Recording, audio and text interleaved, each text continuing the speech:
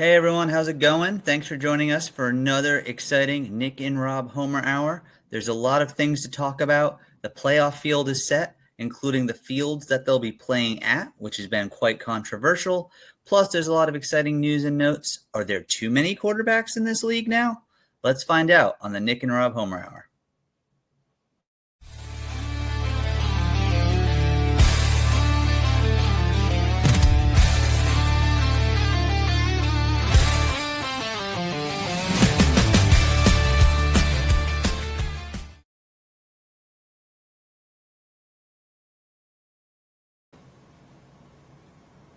Hey Nick, how's it going? It is going great. Rob, how are you doing? I am doing great. We had an exciting weekend of football. One of the best toilet bowls I've ever seen, and a lot of other cool stuff happened as well. Yeah, for sure. And we did get some UFL news lately from our good friend Larson. Do you have any updates on what exactly Larson was saying? Oh yeah. Oh, and sorry, not James Larson. You've given us a lot of stuff. This was actually from Anthony Miller.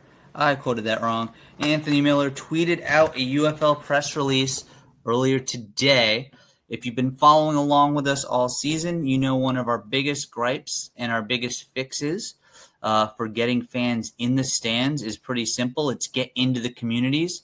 Well, clearly the UFL office has been watching us and taking our advice to heart because they're making that first step this summer. They're going to host youth football camps in all 8 cities, which is going to be awesome. They say they're expecting about 400 players from grades 5 to 12 in each market. And then they're also going to, and for their flag football camp, and they'll also have for grades 7 to 12 a football camp as well. The camps will be led by officials, head coaches, assistant coaches, and some players who competed during this season. So that's pretty awesome. Let's get the community involved. Let's get the youth involved and also give back a little bit. Hopefully it'll help build up a fan base there. It's one step in the right direction. One big step, and that says a lot, Yeah. I think, because not only are they hitting the local communities, like you're saying, which is something we have been griping about, and creating good programs that are going to be great for the future football players of America. Another thing is you're tapping into these kids, young, malleable kids that can actually start watching the UFL too. So help promoting your product. A strategy like this tells me they don't think they're going away anytime soon and that they're expecting that this league will stay, and not only stay, they're going to increase their fan base from the youth up in the future. I think this is cool. I really like the direction they're going with this. It's one step. It's a big step. It's a good step. It's awesome. Big time, yeah, and it's a good feel good story, especially for us. We've been so negative on the league when it comes to marketing and things like that, and we love you, UFL. I just want to remind you, we do love the product on the field. It's awesome. It's fun to watch. We just want to start getting more fans. We want a little bit more engagement, and we just want you to reach out to the markets out there so they can care more about the product. They can care as much as we do, right, Rob? Yeah, we care. We're excited. And, viewership's doing well on TV, so the interest is there. Now it's time to capitalize. Yeah, we've established our base. This is 2 solid years in a row of great ratings, or great, relatively speaking. Reasonably great, yeah. And we can go into that when we discuss the games a little. But overall, if you start getting that marketing going out sooner for this kind of stuff, it's going to be really cool for the league too. And I'm excited about this program, and I kind of like to check it out and see what it's all about, because I'm going to keep a close eye on this. I think it's going to be good for the league. Me too. But we did have football. Always. It seems to always happen, Rob. We got the Week 8 results heading up here. We're just going to be discussing what exactly took place this week. And the first game that went down was the Showboats against the Brahmas. The Showboats squeezed by in an overtime win, 24-22 against Rob's Brahmas. Rob, did you get any feel good, anything positive out of this game that might make you go, yes, let's go Brahmas? Well, it was the toilet bowl for sure. And this most likely clinches the Brahmas having the worst. I know we still got 2 weeks to play, but this most likely clinches the Brahmas having the worst record and getting in the driver's seat for sure for that number one pick. But these two teams deserve each other. They played well. It was close. We had overtime. Those overtime rules are so funky. And Mr. Offense Peyton Party is so conservative from inside the 10-yard line. My goodness, do something other than hand the ball off. The one good thing I saw was Jordan Mosley on the Brahmas defense. That was it. He did play pretty well. Yeah, and I thought this was a game that looked like it was definitely a defensive game, right? Oh, and by the way, I'm sorry. Before you get into it, you said that the rules are funky on overtime. What do you find so funky about it? Well, it's like college, but it's not quite college. And then it's like with the best of three, like the ending was a little weird because Memphis was going for the win, had a pass broken up to end their possession, but then like the game still wasn't over. And they got to keep going. Like, what? The pass breakup should have, like, ended the game, I thought. But I don't know. It doesn't matter. It's probably better for the Brahmas to lose anyways. Yeah, we'll probably – we got a couple weeks to talk UFL football, and especially with the playoffs being set, we're probably going to discuss draft positions and things like that in the following weeks. I'm excited to talk about the draft when it's time for sure because I'm intrigued by it. I need to be. My Brahmas are heavily involved. Yeah, I was going to say, Rob, we're in the same exact position here, buddy, especially with the Renegades being knocked out. That's our focus. Let's see the future of the teams. And I mentioned this earlier in the previous podcast, and I'm just still, I want to get your take. Tell me I'm crazy. Maybe I'm just insane, but why is it best 2 or 3? Why does it have to be 2 points? Why can't it be 1? Just let it be 1 point. That's what makes the most sense. I think, and I know we talked about this a little bit in a previous podcast. I think the logic is because they're going from the 2-point spot in the regular time, they don't want to confuse people. I mean, every year during an NFL game, when we finally get that one tie of the season, there's someone on one of the teams that goes, "I didn't know you could tie in the game," and it's been around forever. So at some point you just gotta, does it matter that it's 1 point or 2? No. It can make for some funkiness with the spreads as well. That also might have something to do with it, with how way too heavily they push gambling. Yeah. I love to gamble, but they really shove it down our throats in the broadcast. Well, it's one of the biggest ways they're going to be making money in this league because, the ratings aren't doing the hottest. I mean, they're hot. They're doing fine, but like nowhere near what they should be to start making money. We can see the attendance. That's not doing too hot.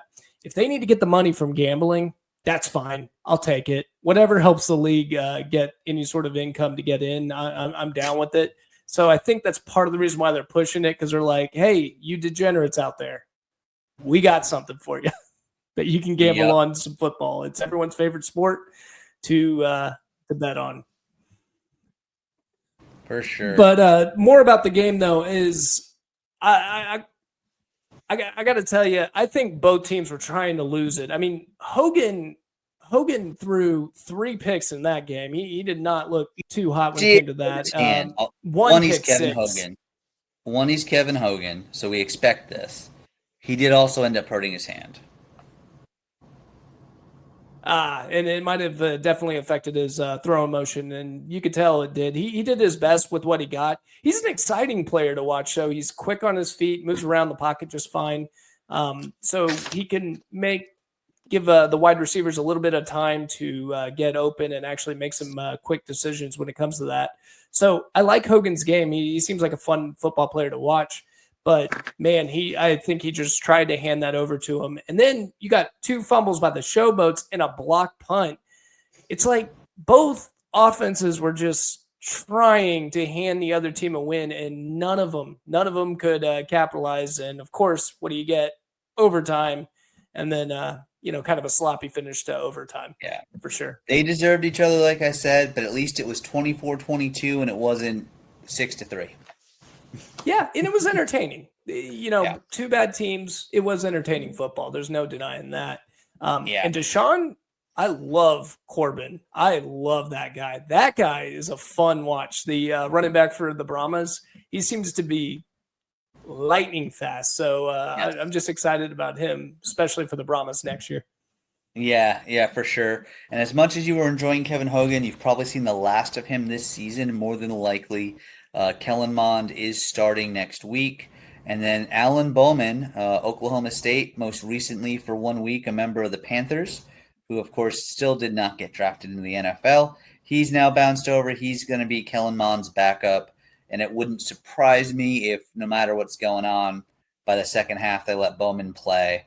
Maybe they'll, and then they just.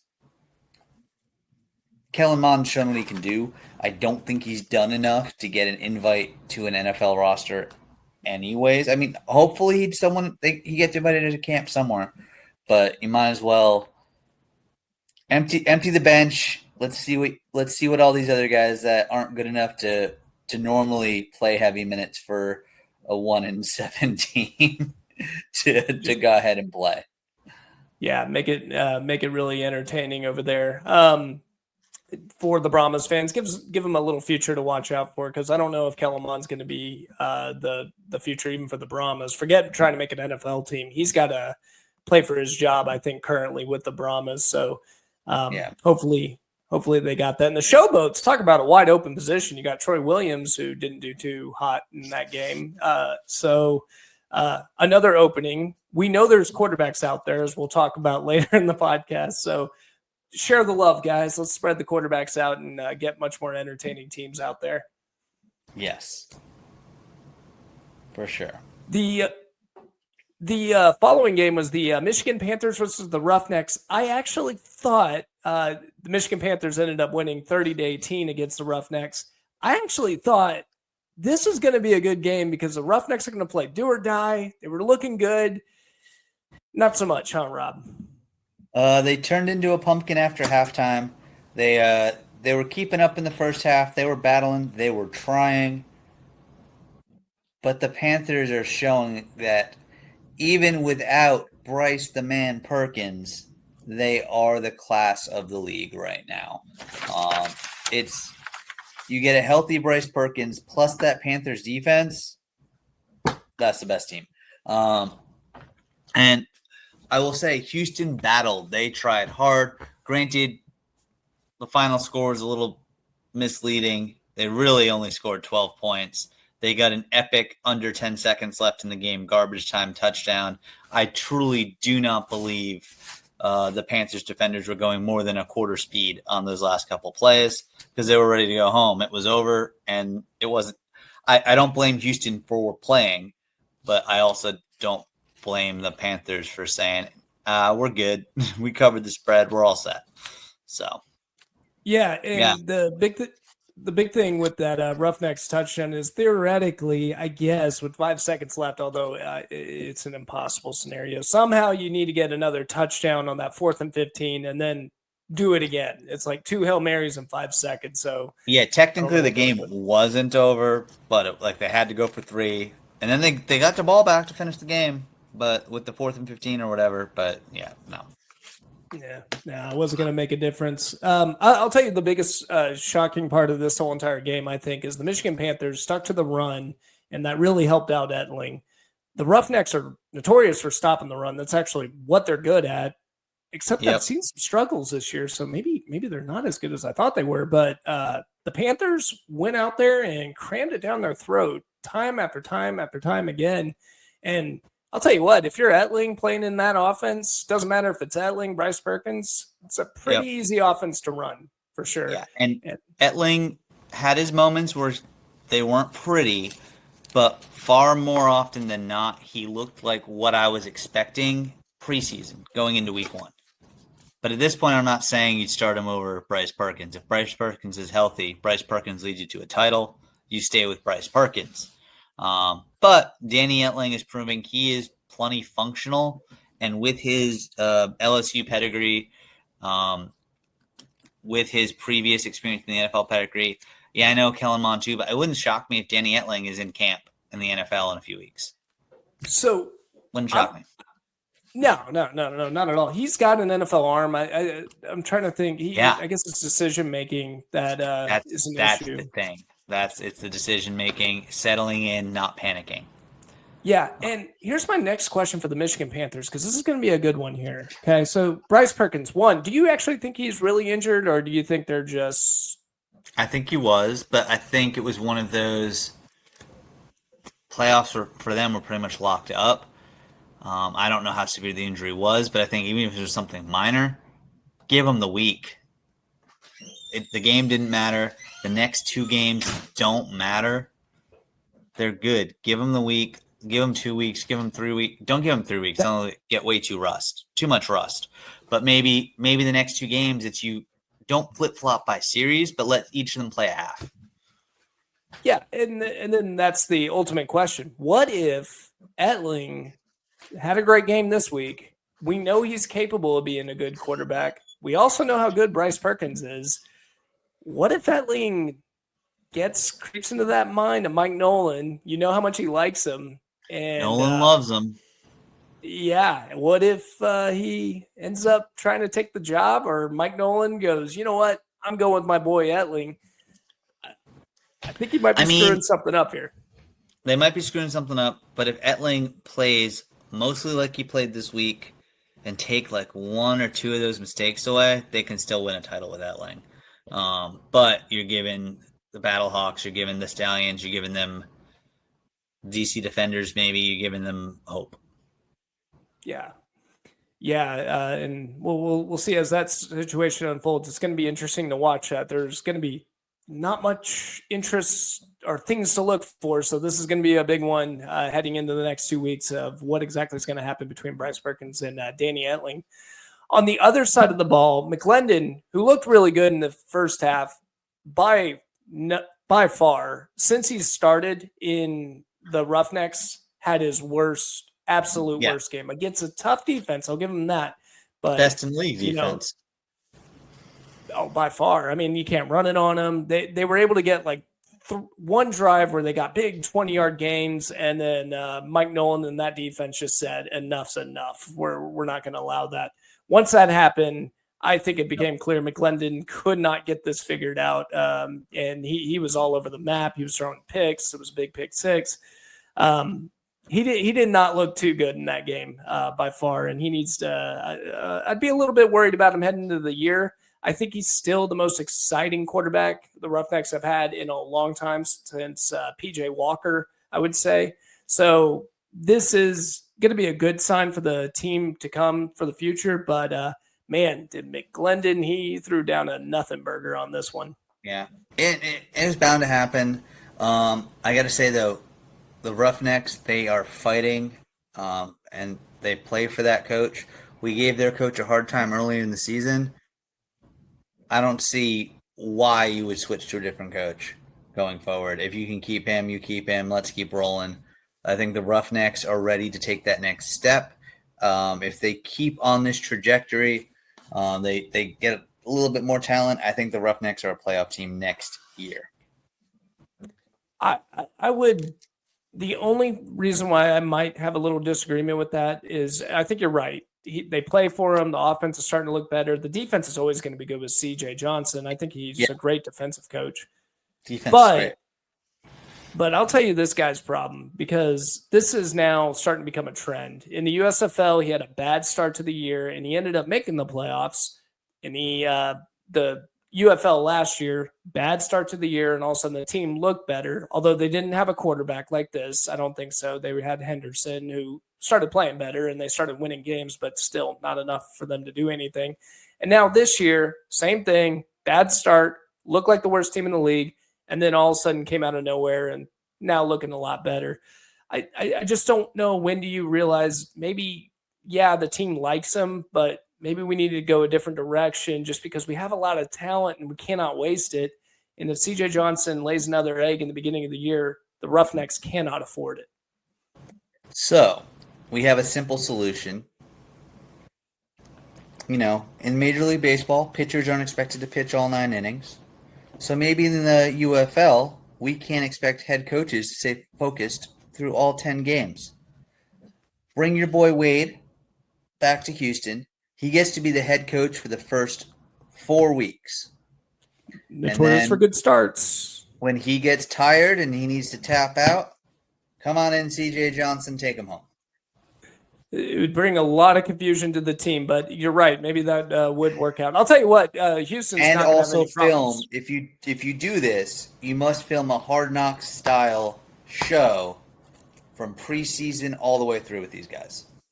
I'll tell you what. What about that? What if we get a UFL Hard Knocks? I think that'd be pretty cool. I'd watch it. I would watch it. It'd be great. I would watch that over some of these extra Hard Knocks that the NFL is doing. Guys truly fighting for their careers.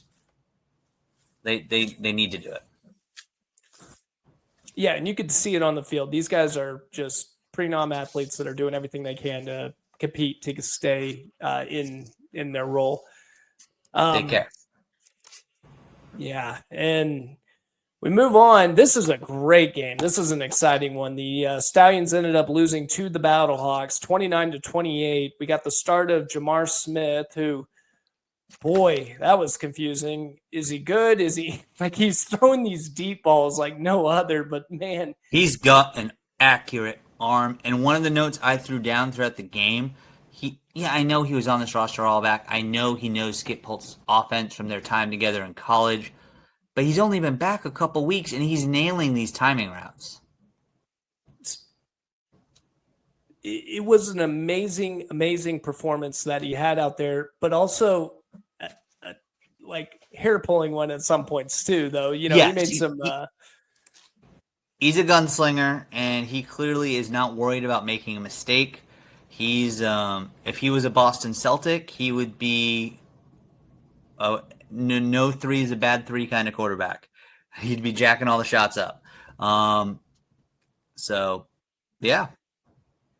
Yeah, he was exciting to watch, but I'm like, okay, he's a gunslinger, but man, he was hitting some serious passes. Those were NFL throws out there. I could see why people are in on Jamar Smith.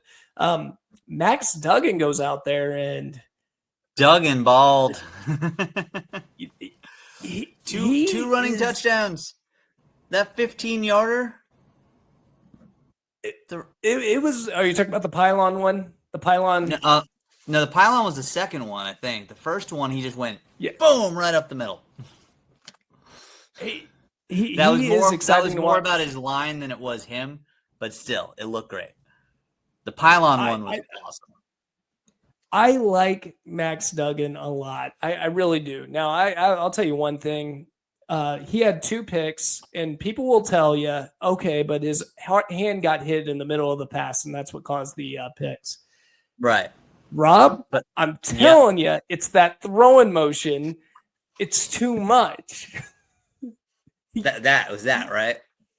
Yeah. So parts to it. Yeah, and I was saying earlier in the year, although they won the game and he had a good game still, I'm not chucking it up. I'd still like Max Duggan on my team, but it's just like I almost want to help him because I'm like, you've got to change it. You don't need that much. And it doesn't take a defender too long to just get up to it and go find out what spot you're going to get it at. And that's exactly what the Stallions did on that game. So his 2 picks were bad, but when you are running the ball as well as you did with the Sailors out there, I don't think you're going to be in trouble. Sailors, I think, is the best non-quarterback in the league. Ooh, yeah. On offense. Best on offense. It's hard to compare offense versus defense.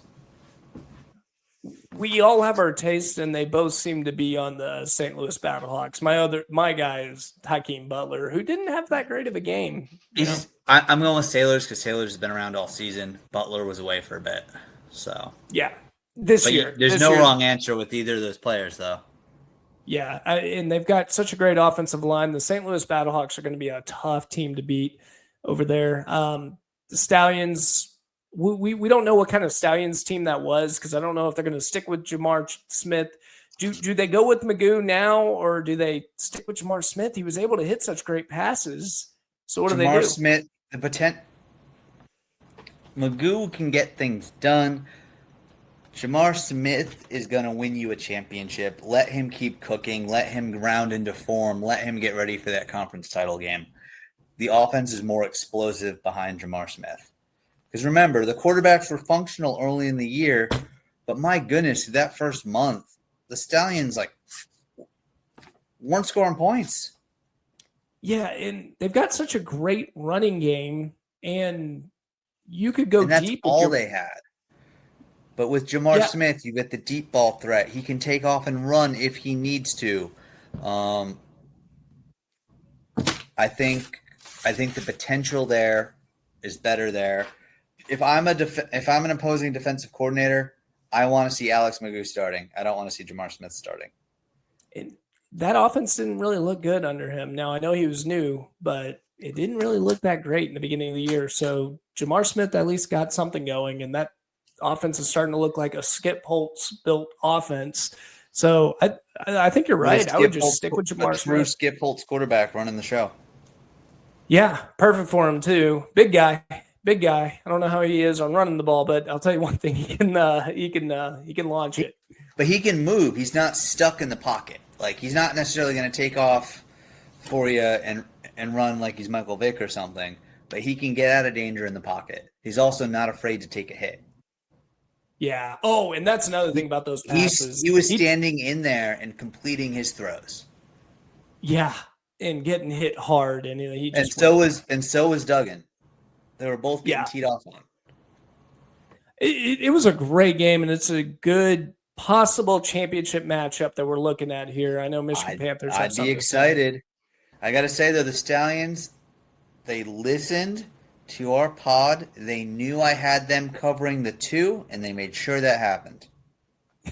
Yeah, for sure. That's all they needed to do, and that's all that mattered on your end. I did terrible with the spreads this week, as we'll talk about. At the end here, right? But Rob did catch me, everyone, in case you're wondering. He did catch me, and now is ahead of me by a game, too, right? By a game, yeah. Dang. By a game. All right. And now we're going on to my just thorn in the side, the team that I did sign up for. I can say lifelong Renegade fan because I've only been here for so long, Rob, so it's not being sarcastic when I say it. Disappointed me again against the Defenders. Before we get into the game, I want to hear you go off. I want to talk about this game. There was a lot to it, but I want to throw this question out there. Did Bob Stoops throw the season in the last play of the game? When they could have kicked the field goal, and they chose to go for it instead. Did he say, I got some tee times already lined up in 3 weeks? I don't need this. I'm big game Bob. Well, one, I had to go a tight window over there. Is that what happened? I think I know it happens, and I can break it down. I'll break it down. I promise. At the end of the game. My last thought. Or is he just jealous because Luis Perez's star has grown bigger than his, thanks to the Spring King moniker? I think Luis Perez is the one that screwed it up. I believe so. And I'll break that down. Yeah. I promise. We'll get there. We'll get there. I had to throw that out. I had to throw that out there. But the Renegades ended up losing again to the DC Defenders, 30 to 33. Another great game. I'll tell you one thing. If nothing else, I will say this: DC Defenders against the Renegades. Go sit down, watch those games. They're always entertaining. They're the great watch. They were the number 1 viewed team this week, and they were an 11 o'clock game. So that alone is entertaining. Tiamu against Luis Perez is just a great, entertaining watch. Now, Luis Perez, again, throws for over 300 yards, okay? And I think he's got the record for the most UFL thrown yards in that game, I believe. I could be wrong on that. I don't want to get it wrong. But he even threw more than last time, okay? So it was over 300 yards and balled out. Again, they decided, forget the run. We're done. We're going to let him loose and just start firing away at this team. And it looked like it would possibly work. It's just the same problem over and over, is that darn very frustrating red zone offense. I am tired of seeing field goals when they're at the 10, at the 15, in great positions to score touchdowns. And if they would, the announcers were calling them out too. The announcers called them out multiple times. Yeah, and I even made a joke on one of those. I think it was a 25-yard pass. I believe it was to Peyton or Canelo. I might get that wrong, but I believe it was Peyton that ended up catching that touchdown. He throws that 25-yard pass, and I said, here's your solution. Don't get into the red zone, and you actually have a chance to score with this team.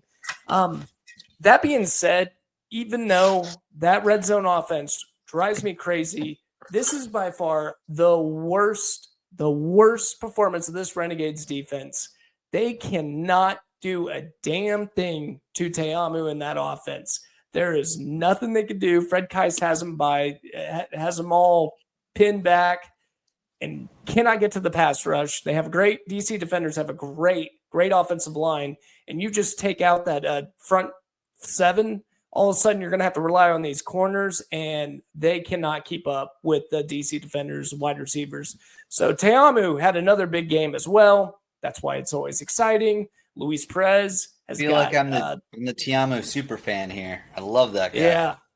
Yeah, he's really entertaining, and this matchup is perfect for just football viewership because Luis Perez has the DC defenders number, and Te'amu has the Renegades number. So it's just high scoring, high octane offense, and it's great to watch, but man, did they put themselves in the bad position. So on the play itself, okay, number one, before we even get into that, I couldn't even watch it live, okay? I had to go back and find this. I did have some thoughts on a couple things before we talk about the end, and I want to hear you go off on the pregame switch. I want to hear you go off on the end. I want to give you the floor, so let me get a few things out first. Okay. All right. Deion Jackson looked damn good for the defenders. He was gashing the Renegades, and he started off in the first quarter. Boom, gone. Just right through the line held. He had a massive run for a touchdown. It was great. Then he caught a long pass. He's saying, hey, look at me, NFL. I can do lots of things. So I like to see that a lot. Luis Perez, I think he took my challenge a few weeks ago personally with the way he is airing the ball out. My goodness, he is looking fantastic. What else? That Tyler Vaughn one-handed catch in the end zone to throw it back to your team there. That was probably a bad ball by Perez that got saved by Vaughn. But that looked good for sure. And then all I wrote down about Te'amu was so good! Exclamation point! Exclamation point! I think barring some sort of weird collapse the last 2 weeks, I think he just locked up the MVP. Everything else is locked up after 8 weeks. Why don't we lock up the MVP as well? And then, do you want to know my take about where those two quarterbacks are going to be in a few months now, or do you want to hear about it after you go off about this game? Let's go. I'm down. What you got? All right. If I'm an NFL GM, I think any GM should bring Te'amu in after what he's been doing. But if I'm the Indianapolis Colts, I like him as an option to either push Richardson or step up. They didn't really do a ton to address that. I bring Te'amu in there, but again, any team should take him. And if I'm the New Orleans Saints, who just lost Derek Carr, who have Tyler Slew, however you pronounce his name, Mr. I'm injured all the time, but for some reason I had a little bit of good tape, so I'm a first-round quarterback now. And the Saints took him. And then you got Spencer Rattler as your other option. Luis Perez can come in competently orchestrate an offense and also show these dummies that they have how to be a pro. I think if I'm the Saints, you got to bring him into camp, and I bet you he makes the team out of camp if they do. I've been saying this about Luis Perez for quite some time. I am shocked. He did try to go to the NFL, and it didn't really work out. He was in the Chargers camp last year.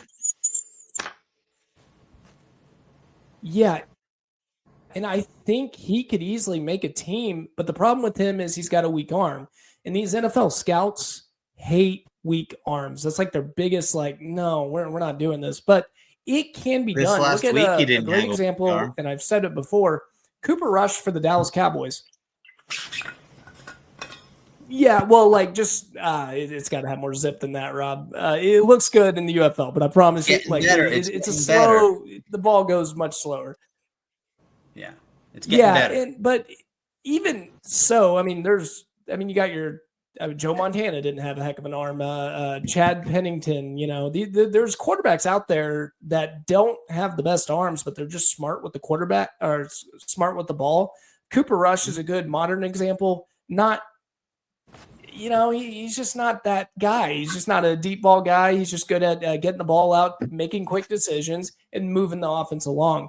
If you want that, go get him. He's got that in him. And if the Cowboys took him, for instance, as a backup, I would probably be the only Cowboy fan, because not many of them watch the UFL football as much as I do, going, heck yes, we got Luis Perez. I'm not saying the Cowboys need a backup, don't they? Well, we just got your guy, Milton.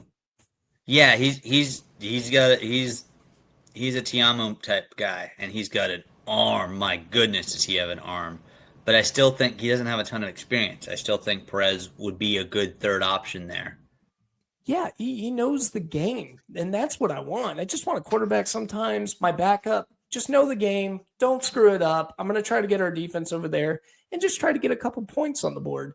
Luis Perez can do it. I don't think that's an issue with him. He's a smart guy with the ball. His touchdown-interception ratio is amazing. He's throwing second in the league in yards, right there behind Te'amu. He does it a different way, but it does work. It just needs a little bit more. I think maybe zip on the ball, but nonetheless, I think he's got a spot.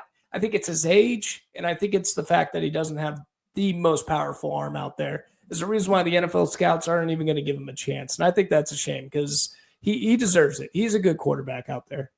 With how he's changed up his game and how he's thrown it more downfield, I don't know if that's Stoops knowing that the season's not what it's going to be and wants to showcase him, or him asking Stoops for that, but he's going to be in a camp somewhere. Will he make a roster? I don't know, but he will be in a camp. Yeah. And I think it should be in New Orleans.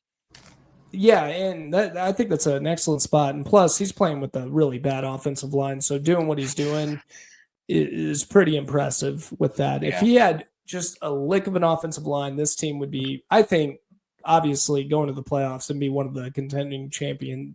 But it's just not this year, man, and it bums me out. On to let's hear it. The floor ESPN is yours. ESPN, great. I was watching a great, exciting game, sitting down, okay? And then midway through the game, I was just thinking to myself, I want to watch some NBA preseason. I want to watch a NBA pregame show. I kind of want to turn this game off. That's what ESPN basically thought the viewership was going to want at that time. How can you do that too? I get it. There was 1 million viewers. It was going to average more than 1 million, except for the broadcast actually shut down. And I don't know the ratings of NBA pregames. I don't. They could be good. I know. I'll say this, ESPN, I'm sorry to put you on blast here. I watch your NBA pregames all the time. Nowhere near as good as TNT. So if it was Charles Barkley and Shaq and the boys, I would go, okay, I get it. You got to get these guys on. But it's yours. Not even then. You put that on ESPN2. Throw a ticker on the bottom line. Yeah. Pre-game starting on ESPN2 until this game ends. It was only 2 minutes left. Here's my problem. Rob, I was not on ESPN2. I was on ESPN Plus. Right. I was on ESPN Plus. It screwed over all the streaming viewers, and there was a lot of most of the people watching were streaming. and they screwed up with all the streaming viewers. They did that consciously and on purpose. Well, theoretically, the ESPN Plus didn't even get the pregame game. We did not get the NBA pregame. It just turned it off. Because what they realized is they were streaming it live with the channel, and then the channels moved on. But ESPN Plus works by the game, and then all of a sudden, by the time they realized we got to get this, oh crap, ESPN Plus is running, but we never put the game on ESPN Plus. It was too late. They lost, so I had to go back and watch this drive. And do you know what it's like when I don't like the DC Defenders? I'm tired of us losing to them, and I have to go back and watch. How did we lose this game? It would have hurt me less live, but no, I had to go through it and go, how'd you guys screw this up? Well, let me tell you, Rob, this is how you screw it up. Luis Perez goes down the drive. They look like they were in prime position for the field goal. And Luis Perez, I think, said, hold my beer. I got this. Forget overtime. I'm going to win this thing. I don't think it was Bob Stoops. I think he went in there. He did the fake Was he spike. supposed to fake spike? And did he overrule Stoops? I think he 100% overruled Stoops. He was just trying to be the hero in the moment. He went out there and said, this is it. And by the way, if he hit something big, it would be awesome. But the problem, Luis, I love you. I do love you, I promise. But the problem with that is, if we're going to be doing fake spikes, hey, buddy, maybe not throw it to the flat. That's never good. On the middle. Yeah, worst comes to worst with the flat, you're going to get five, or the best you're going to get is 5 or 7 yards. Whoop-de-doo, dude. That's not going to do you any good. But maybe throw a deep ball, and you actually have a chance to actually win this game. Instead, he throws it to the flat, and DC Defenders were ready for it. I guess they have tape on him. I mean, the training camps are all together anyway. It wouldn't shock me if they did. They all have each other's tape, yeah. Yeah, and they picked him right off. They didn't waste any time with that. So I think it was 100% Luis Perez. Still love the guy. I don't have any problem with that. I think he just had a little hero syndrome and said, hold my beer. Was that his last play of the season? I hope it's not. I don't want it to be. I actually want Luis Perez to continue playing just because I just like what he does and what he puts out there. So, but if he disobeys Stoops and they're out of it, why doesn't Stoops see what he's got in his other QBs?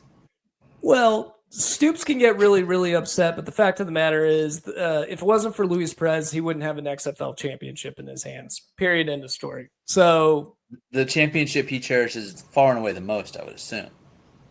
Of course, it should be. You know, anyone can win a college football championship. You know, anyone can do that. But we're talking XFL here, Rob.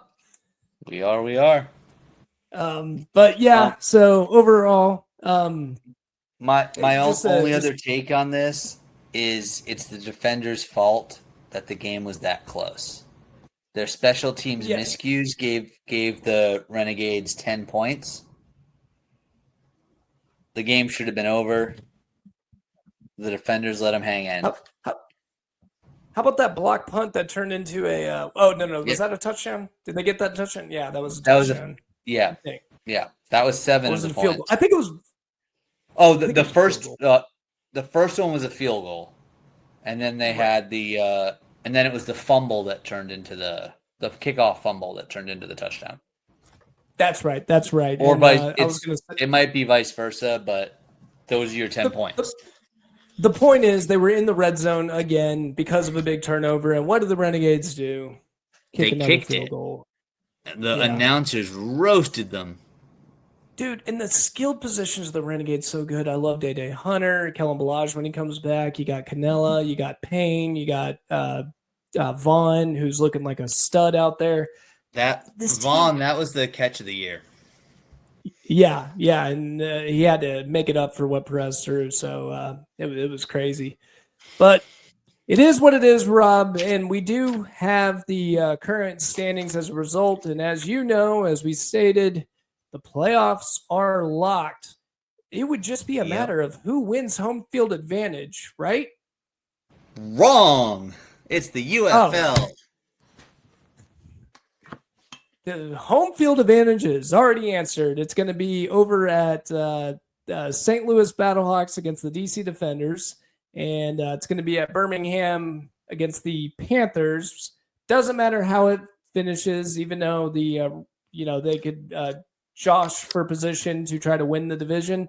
If I was any of these teams, I'd start resting. I'd start getting them ready for the playoffs, and I would not focus too hard on these games at all. Another big mistake by the league, and I know it's because the league just loves St. Louis. They put the Birmingham game in the afternoon. It's going to be like 95 and 87% humidity, and they're playing a playoff game in the direct sun in the afternoon. They're going to have no one at the game. Put that game at night. Put that game at night. Put the game that's in the AC indoors. Give that the afternoon. And they're drawing the St. Louis game's going to draw either way. Look at the Renegades versus DC Defenders. It was an 11 o'clock game, and it got the most viewership. I think UFL fans are pretty smart. They know where to find their football, and it doesn't really matter what time.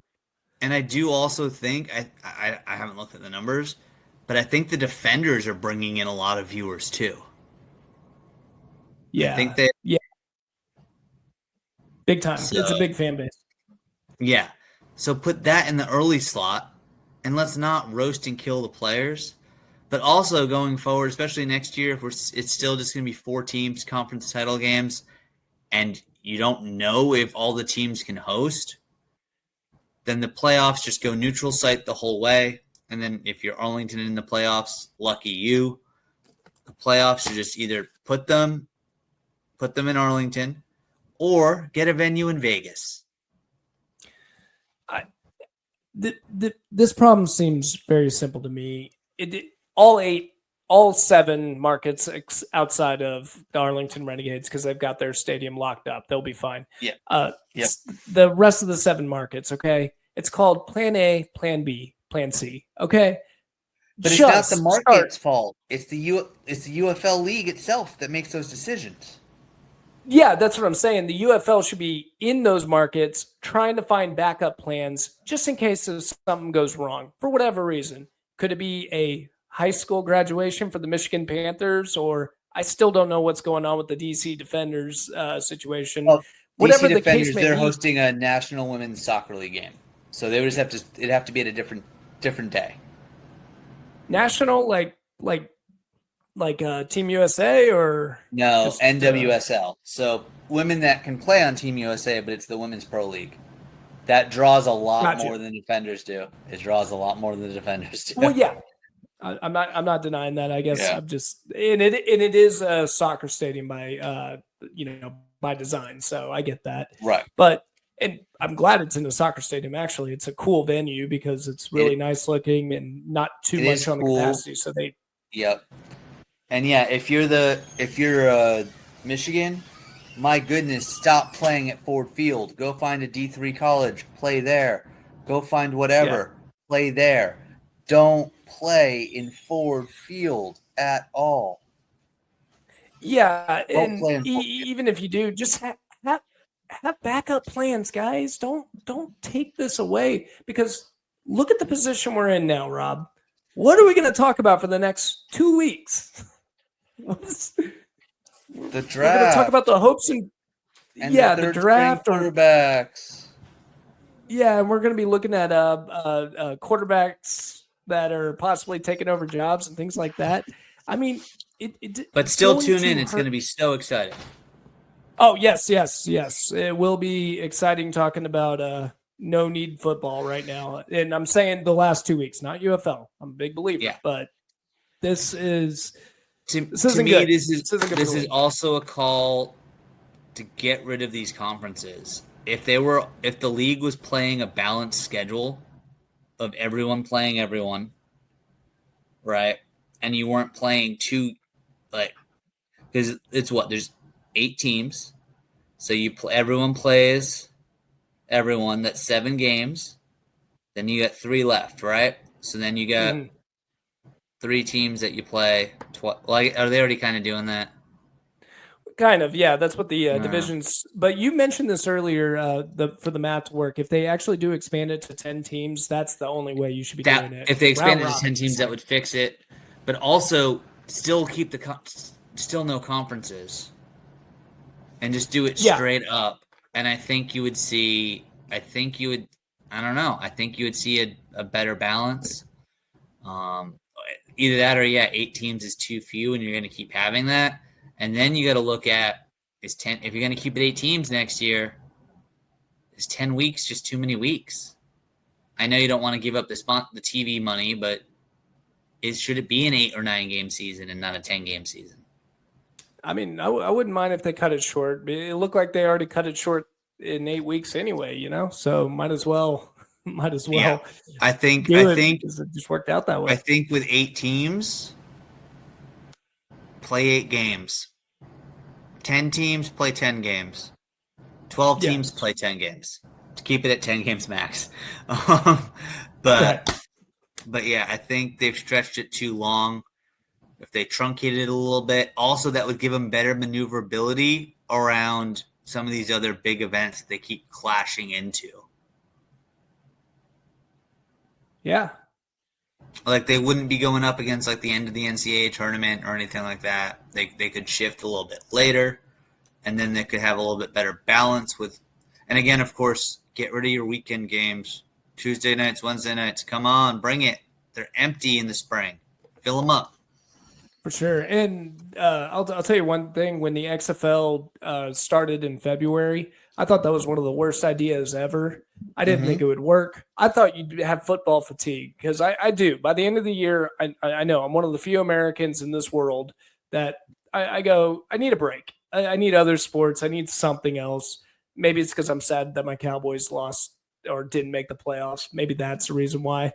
But Yeah. I get football fatigued either way, unless they win the Super Bowl. That would be cool. Yeah. But I thought that would be the case. But when they started playing in February, I kept on watching, and I'm wrong. I guess everyone else just wants to keep watching football, so they get right into it, and they want to watch UFL after that too. So I wish they would go back to doing that. It'd also give time for these players to get signed or whatever the situation may be for the NFL. Yeah. During that time. So I hope I hope they bring it back just a little because the waiting period, we moved on, we're not watching football, and then all of a sudden, oh, football's back, and most of the market clearly is not going. Oh, that's yay! I'm excited. I'm watching football again. They're looking at the draft. They're looking at NFL free agency. Just try to get them out before that Yeah. beforehand. For sure.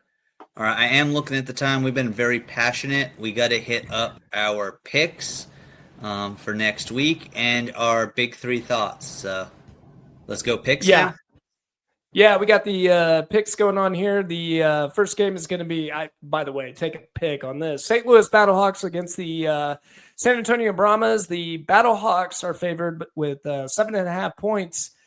I don't know how Vegas is figuring this out because I don't even know how much the Battlehawks are going to put into it. But They have nothing to play for. Yeah. I mean, I, I wouldn't touch this game with a 90-foot pole. But Rob, no, we're UFL Homer Hour. We're going to. So we have to. It's the Brahmas. yeah. Um, Brahmas are covering. Yeah, I'm right there with you. I just don't know how far the Battlehawks are going to put into it, and Brahmas have a lot to lose or have nothing to lose. So why not just shell out, put on a good game, and put on a good show for San Antonio? The next one is the Arlington Renegades favored 4.5 against the Memphis Showboats. Toilet Bowl 2 this week. Who do you think's going to pull? Or I guess I make the first one. I'll make the first one here. I think the Okay. Renegades will pull it off and beat the Showboats. What do you think, Rob? Beat them by 4.5. Yeah. I wish I knew if Perez was playing or not right now. I'm gonna go Renegades because the Showboats are the Showboats, and yeah, it's a home game, but they get 3 fans to show up. So Renegades to win by 4.5 or more. I think it's a good choice just because the Arlington Renegades last year were out early and they put on a good show. They kept going and plugging away and tried to get wins. So um, I think they're just going to go out, play hard, and Memphis showboats. Both teams have nothing to lose. So we're going to And go with talent. I think at Right. this point, right, Memphis and San Antonio have locked up the first 2 picks, so it doesn't really matter. Yeah. And Bob Stoops doesn't chase that. I know he doesn't. He doesn't care. He And just, and future podcasts will talk about it, but how valuable is the number 1 pick yeah, in a for sure. developmental league? And I think it's got some value. You just got to really, you have to have better scouts in the NFL. You got to find the crop of the cream in this league. Um, but the Michigan Panthers for the next game. Oh, and you're picking the Renegades, right? Yes, we're the same to the first 2. Yes, and so the Michigan Panthers are favored 1.5 against the Birmingham Stallions. Rob, what direction are you going? So this is an unfortunate matchup for both of these teams because they're clinched, they're locked in, they know where they're playing, and also they might be playing each other for a title in a little bit, right? I'm not mixing these matchups up. This is a potential title preview because it's defenders. No. I'm sorry. This is the USFL championship already. So this they already know they're playing each other for a spot in the title game in 2 weeks. For the right? first, yes, yeah, Yeah. for the semifinals, yes. So if I'm both of these coaches, I kind of have an offline handshake agreement because the seeding doesn't matter. It's being played in Birmingham. It's just backups. I'm not playing my starters. I'm giving them a rest, and I'll get them ready to go next week. I don't play my starters. I also have the most vanilla offense possible for both teams. Don't give anything away. They're just kind of dancing. If they didn't have to play for the like 30 fans that'll show up and for the network, I'd say they both just call it a draw and move on. But they can't do that. They got to play. But yeah, if I was Skip Holtz, I would be calling over and saying, "Hey, I want to just this is a glorified scrimmage, okay? And keep it that way. Get out healthy and intact." So who are you picking in the game?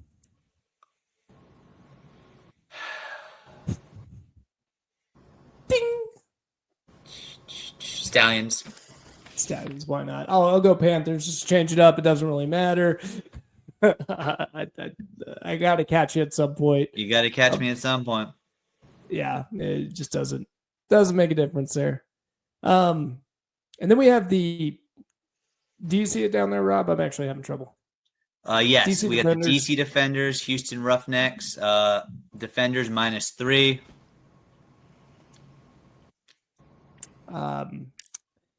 I lead now, right? Or did I lead the last one? Yeah, you led the last one. So all right, you go. It's gonna be me making a pick. So I'm also taking the notes down for us too. Gotcha. So we got DC Defenders against the Houston Roughnecks. I gotta tell you, I think I gotta go with the Roughnecks. They play really hard for CJ Johnson, and especially after a bad defensive performance like they did against the Michigan Panthers last week, they've got to step it up. So they're going to go out there, they're going to shell out, and I don't think the DC Defenders are really going to put up a game. And I think Vegas knows it because they only gave them 3 points, and they're clearly a better football team than the Roughnecks. So Houston Roughnecks not only beat the spread, I think they beat the game. Right, and if in DC, if I'm Shannon Harris, I play Tiamu maybe a quarter, and then I get my backups in, and I want to just stay healthy. And I also know my team has shown it can lack focus at times. I think this is a game they know they don't have to win. They're going to be chilling. I think the Defenders drop this game outright. I think the Roughnecks probably win by 7 or more. Yeah, I think it's going to be a big win too. So the only one we're different from is the Michigan Panthers and Birmingham Stallions. The one that I would not want to be Vegas to try to put a point spread on it because I wouldn't have a clue what direction to go with. Yeah, they know they're playing each other in 2 weeks. for in a much more important game. See, this what's killer is this would be a fantastic marquee game for this weekend if true home field advantage was on the line. The UFL shot themselves in the foot and ruined its marquee game on Saturday. Ruined it. It would be 10 times it would be the best game. It'd be the best It's game gone to from watch. both teams balling out to both teams should only play third stringers. You lost 75% of your viewership, I guarantee you, because of this home field advantage thing. And look, it matters. They got to play for something, and if they're not playing for anything, why even show anything to see?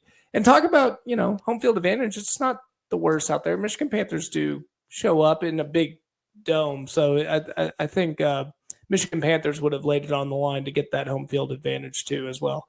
But yeah, not so much. Not so much this week. So now we got the week best, week's worst, and biggest surprise. Rob, do you want to start us off? Yeah, I'm going to go with my week's best, and I'm going to switch it up from the same cast of characters. I mentioned him earlier. The Brahmas defense has been one of the most terrible things to watch all year long, but Jordan Mosley was in on 3 different fumbles. He had 2 forced fumbles. He had a fumble recovery. He was everywhere. He's saying, hey, look, I'm playing, and I'm going to show him the best player on the field today. I'm going to go ahead, go homerism here. I'm going to give it to Jordan Mosley, week's best. I mean, he shelled out, and although they got the L, it had nothing to do with them. He did a really good job that game. Mine, it's not going to be too much of a big surprise, though, but I'm going with Sailors from St. Louis Battlehawks. I think he was the one that ended up winning that game. They just put it on his back. Duggan just hand that ball off, and that last drive was just a thing of beauty. The way he cut up, the way he hit players in the second level. He is a phenomenal player. A player I'm shocked is not in the NFL because he looks like he's got it. And I've seen some bad. How is Zeke Elliott? How was he in the league last year? And Sailors is still in the UFL. Doesn't make sense to me because he is much, much more talented than him. So give me Sailors for the week's best. Had a hell of a game this week. Yeah. Okay, let's talk worst. For worst for the second time this season, I'm going Luis Perez wearing the dunce cap instead of the crown with his game-ending play. It's hard that it hurts, but there's little I could say about that play. Yeah. So, yeah, Luis Perez, I think he let me down. I've been going after him for after last week. I tried to motivate him, but it didn't work, and I want him to know I'm still friends. So I'm gonna lay off him this week. But the week's worst is I had to go with McClendon, who looked like he was looking good, had a great start to the game, and I thought, oh my god. And that second half got him good. So didn't do anything in that second half till the last touchdown for 5 seconds. No one cares about.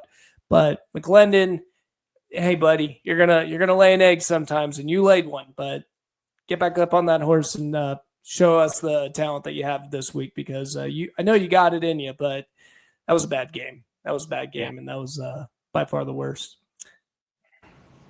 All right, biggest surprise for me. I got to give Tyler Vaughns a shout out for that arm all the way up. I'll give him that real quick. But my overall biggest surprise is Danny, Mr. Panic Etling, putting together. He had his mistakes, he had his moments, but he did not lose the game for the Panthers, and he was a big factor in why they won. Danny Etling, you're our biggest surprise in a good way. Yes, finally on the right side, and and I that's a big one. I definitely agree with that. Danny Etling did show up in that game. My biggest surprise, maybe not for you. You were calling it early in the year or early last week. Last week you were calling it. Jamar Smith. That was just fun. That was some fun football, deep balls. You said he had something, but I was like, I guess I don't know. It's Jamar Smith, dude. He looked good. He was really exciting, and all of a sudden I'm going, he should be in the NFL as a starter by the end of this. So I left that game pleasantly surprised. I got to tell you, Jamar Smith, 3 awesome deep balls, and they were able to get it down there, and I was really impressed with him this week. Yeah. All right. It's been a great week. It's been a great week recap. We ran a little long because there actually was a lot of awesome things to talk about, and I feel like there's still more to talk about. But guess what? We're only a few days for some more football.